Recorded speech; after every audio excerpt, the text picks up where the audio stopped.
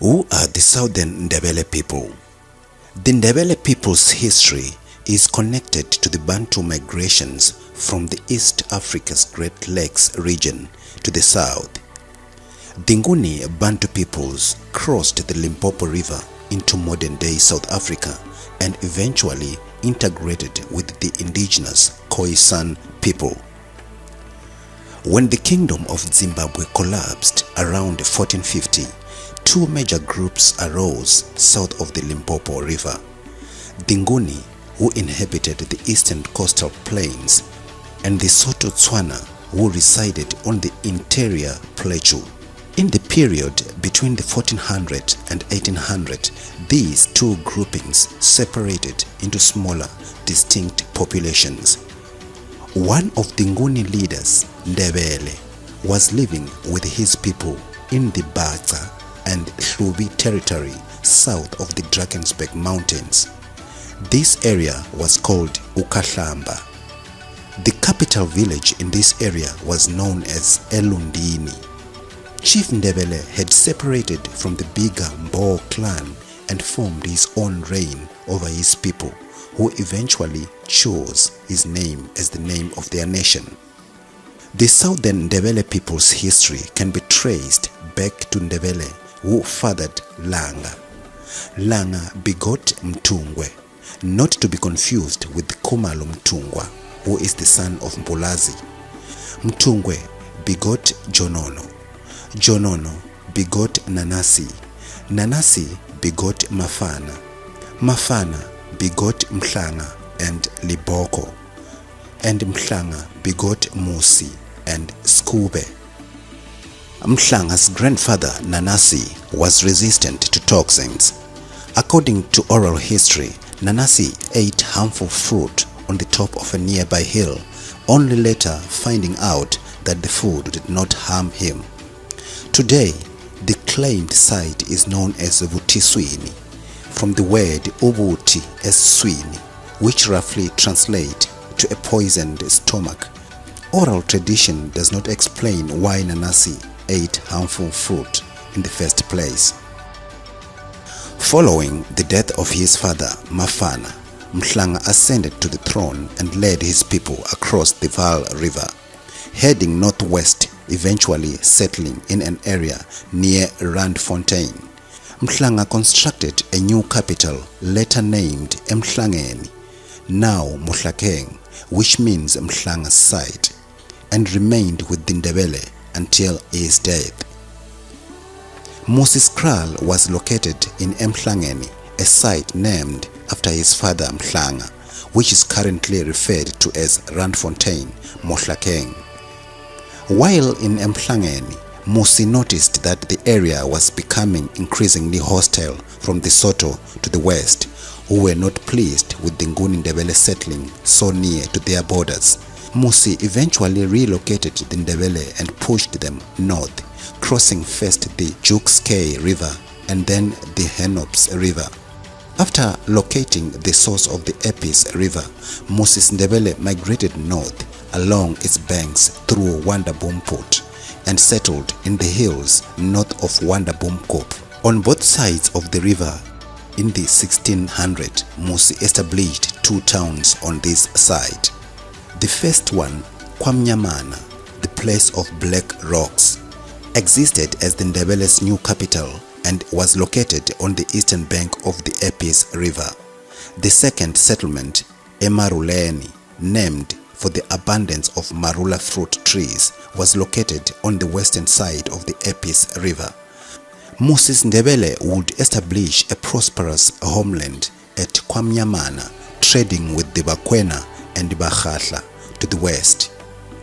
King Msi was a polygamist who fathered the following sons: Skosana or Masombuka, Manala or Mbuduma, Nzunza or Hlungwana, Tombeni or Kikana, Gigana, Sibasa, Mkhwaduba or Lukuleni, Mpafuli, and many others.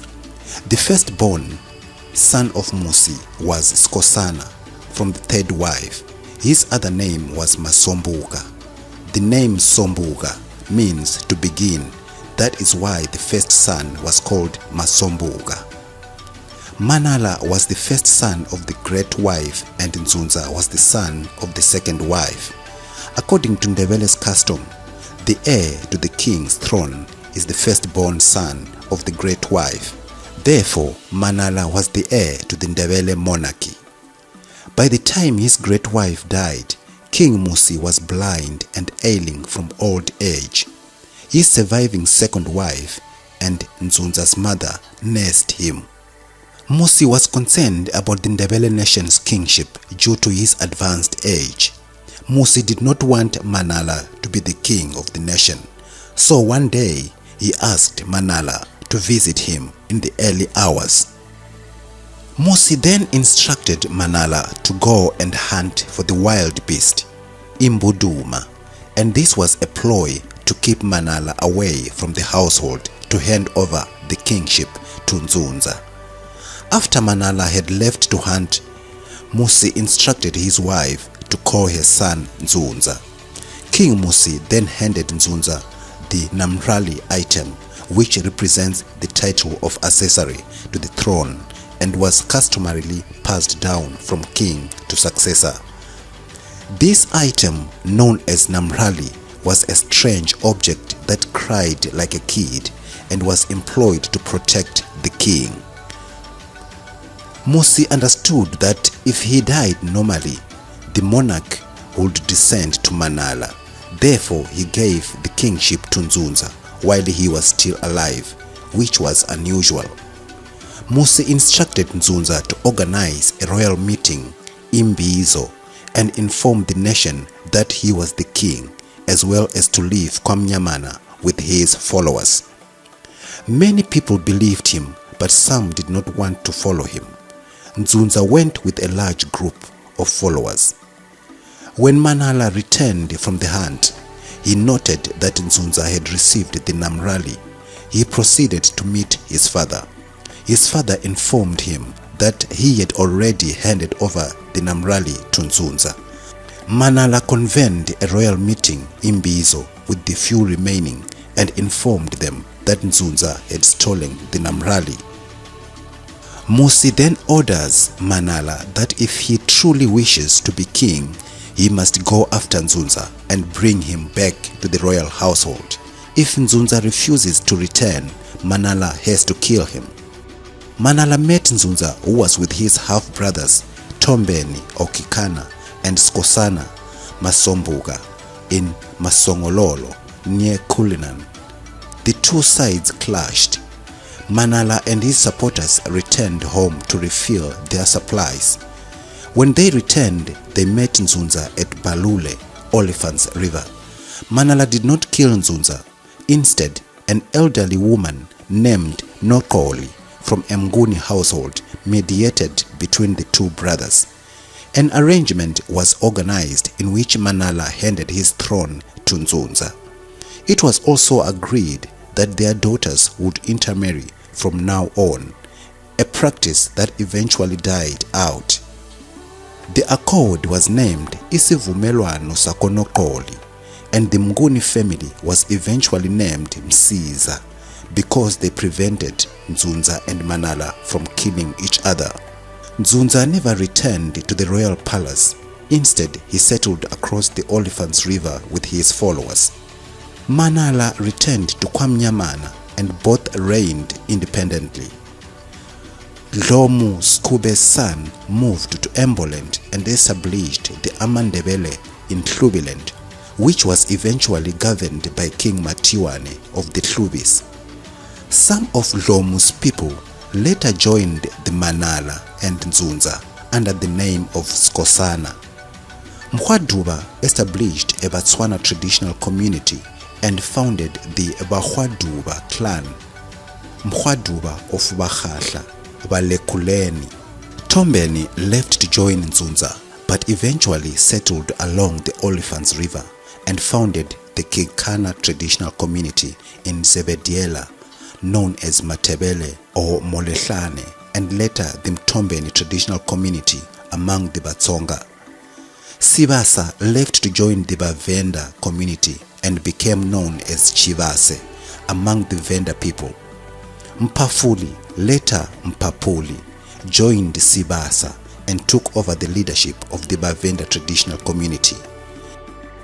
The following is the Ndebele lineage from 1400 to 1800. Ndebele 1400, Mkhalangwana 1425, Mtungwe 1450, Jonono 1475, Nanasi 1500, Mafana 1525, Mhlanga 1550, Musi 1575, Nzunza 1600 to 1621, Mrecha 1621 to 1642, Magoboli 1642 to 1677, Bongwe 1677 to 1693, Sindeni 1693 to 1701, Mahlangu 1701 to 1745, Paswana 1745 to 1756, Maridili 1756 to 1765, Mdalanyana 1765 to 1770s, Mgwezana 1771 to 1804, Dzela 1804 to 1806, Mrabuli 1806 to 1811, Magodongo 1811 to 1827, Siboko 1827 to 1835, Somdei 1835 to 1840.